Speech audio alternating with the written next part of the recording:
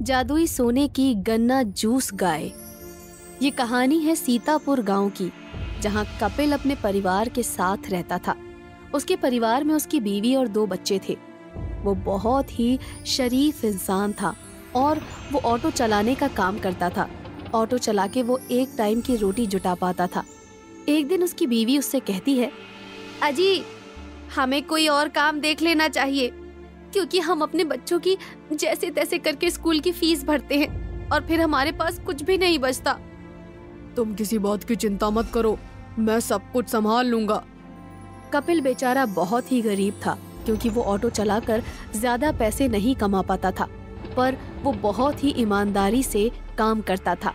किसी भी व्यक्ति से ज्यादा पैसे नहीं लूटता था, जैसे बाकी और ऑटो वाले किया करते थे। एक दिन एक औरत उसके ऑटो के पास आकर खड़ी हो जाती है और फिर कपिल से पैसे ऐंठने के लिए जोर जोर से चिल्लाती है, अरे बचाओ जी, इस ऑटो वाले ने मेरा पर्स चोरी कर लिया, मेरे सारे पैसे लूट लिए, मैं तो कंगाल हो गई जी। ये चोर ऑटो वाला ये सबसे ऐसे ही पैसे चोरी करता है क्या? औरत की आवाज सुनकर आसपास के लोग इकट्ठा हो जाते हैं और फिर कपिल को बोलने लगते हैं, अरे बहन जी क्या हो गया? देखो भाई जी देखो, इस ऑटो वाले ने मेरा पर्स चुरा लिया। अरे ऐसे चोर को मार देना चाहिए। अरे भैया मारो इसे, अरे मारो मारो मारो। अरे नहीं भाई, अरे भाई मुझे, अरे मैंने कुछ नहीं किया बहन जी, आप झूठ क्यों बोल रही है बहन जी? अरे मैंने कुछ नहीं किया, अरे मैंने कुछ नहीं किया। देखो देखो, एक तो चोरी, ऊपर से सीना चोरी, एक तो मेरा पर्स चुरा लिया और ऊपर से बोल भी रहा है। कोई भी कपिल की बात नहीं सुनता और उस बेचारे को बुरी तरह से मारने लग जाते हैं। और फिर वो औरत कपिल के पास जितने भी पैसे थे उससे सब ले लेती है। ये बात उसके पूरे गांव में फैल जाती है और उसे लोगों ने गांव से भी भगा दिया था। उस बेचारे की रोजी रोटी भी छिन जाती है। फिर उसकी बीवी उससे कहती है, अजी ये क्या हो गया?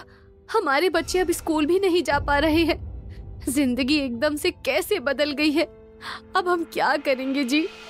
मेरी कोई गलती नहीं थी, उसके बाद भी लोगों ने हमारी एक न सुनी और हमें अपने ही गांव से निकाल दिया।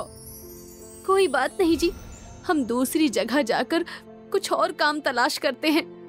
फिर वो लोग दूसरी जगह चले जाते हैं। कपिल कई जगह नौकरियों की तलाश भी करता है, पर उसे दूसरा कोई काम नहीं मिलता। फिर वो अपनी पत्नी से कहता है, मैं रोज नौकरी की तलाश में जाता हूँ, पर मुझे कोई काम नहीं मिल रहा है। मैं सोच रहा हूँ कि हम खेतों में ही काम कर लेते हैं। अजी आप बिल्कुल सही कह रहे हैं, इतने में हमें कोई काम नहीं मिल रहा, हम किसी के खेत में मजदूरी ही कर लेंगे। अगले दिन कपिल जंगल में जा रहा था, तभी उसे दूर से एक पेड़ के पीछे एक विशाल चीज दिखाई देती है। अरे वो क्या चीज है? वो भागकर उसके पास गया। फिर उसने देखा कि वहाँ एक विशाल गन्ने जूस की मशीन रखी थी। ये इतनी विशाल गन्ने के जूस की मशीन यहाँ क्या कर रही है? ये शायद भगवान ने मेरे लिए भेजा है। हम इतनी मुसीबत में हैं, तो भगवान ने हमारी मदद के लिए इसे यहाँ भेजा है। फिर कपिल गन्ने जूस मशीन को लेकर घर आ जाता है। अजी आपने कोई चोरी करी है क्या? ये किसकी गन्ने जूस की मशीन को आप घर ले आए हो? कहीं आप सच में तो चोरी नहीं करने लगे? अरे नहीं पगली, ये तो मुझे जंगल में मिली थी, तो मैंने इसे देखकर सोचा कि अभी हमारे हालात खराब हैं, तो हम इससे अपना कुछ काम चला सकते हैं। हाँ, इससे हम एक काम कर सकते हैं। वो क्या? हम अभी किसी के गन्ने की फसल में काम कर सकते हैं और उससे पैसे की जगह गन्ने ले लेंगे। फिर हम गन्ने का जूस निकाल कर बेचने लगेंगे। जूस की मशीन तो हम पर आ ही गई है ना। अरे वाह, तुम तो बहुत दिमाग वाली हो। कभी कभी तो तुम अपना दिमाग बहुत बढ़िया चला लेती हो। फिर कपिल एक सेठ के खेत में काम करता है और उनकी गन्ने की फसल काटकर अपना हिस्सा घर ले आता है और मन में सोचता है, इतनी बड़ी मशीन चलेगी कैसे? इसे तो कोई जानवर ही चला सकता है, वो ही इसे गोल गोल घुमा सकता है। ये सोचकर वो जंगल में जानवर की तलाश में निकल जाता है। जंगल में जब वो जा रहा था तो एक साधु के पैर पर एक सांप ने काट लिया और वो साधु बेहोश हो गए। कपिल ने उन्हें एकदम से देखा और जल्दी से जाकर कुछ पत्तियां लेकर गया, जिससे सांप के जहर का असर कम हो जाता है। फिर साधु को होश आ जाता है। बच्चे, तुमने मुझे बचा लिया। तुम्हारा बहुत बहुत शुक्रिया। अगर तुम मेरी मदद नहीं करते तो मैं थोड़ी देर में मर ही जाता। कोई बात नहीं बाबा, ये तो मेरा फर्ज था। एक इंसान होने के नाते इंसानियत दिखाई है बस मैंने। बच्चे, तुम कोई भी एक चीज मुझसे मांग लो ताकि मैं तुम्हारा एहसान चुका सकूं। मैं तुम्हारी इच्छा पूरी कर सकता हूँ। नहीं बाबा, मुझे किसी भी चीज की कोई कमी नहीं है। मैंने आपकी जान किसी लालच से नहीं बचाई है। वो तो सिर्फ इंसानियत के नाते ही मैंने ऐसा किया। तुम कितना ईमानदार और स्वाभिमानी इंसान हो।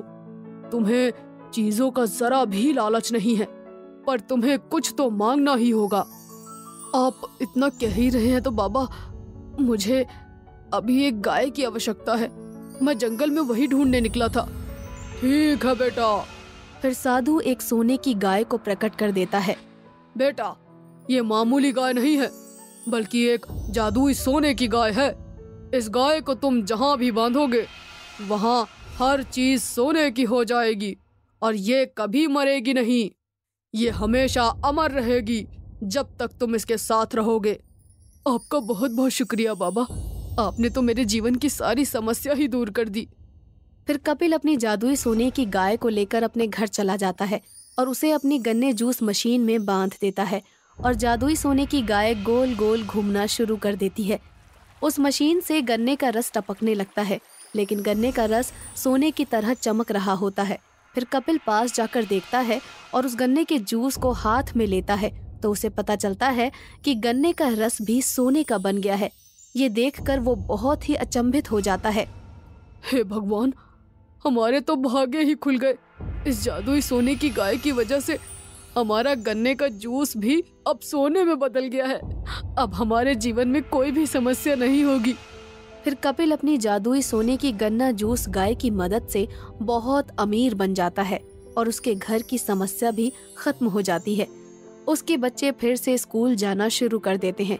काफी कठिनाइयों के बाद उसके जीवन में खुशियां आ जाती हैं। वो अपना जीवन अच्छे से काटना शुरू कर देता है। उसकी ईमानदारी ने उसके जीवन की सारी कठिनाइयां दूर कर दी थी। वहीं अगर कोई लालची इंसान होता और गरीब होता तो उसे ये सब कभी हासिल नहीं हो पाता। और जादुई सोने की गन्ना जूस गाय ऐसे ही सोने का गन्ना जूस देती है। इस कहानी से हमें ये सीख मिलती है कि हमें अपनी ईमानदारी कभी भी नहीं छोड़नी चाहिए, चाहे हमारे पास पैसा हो या ना हो।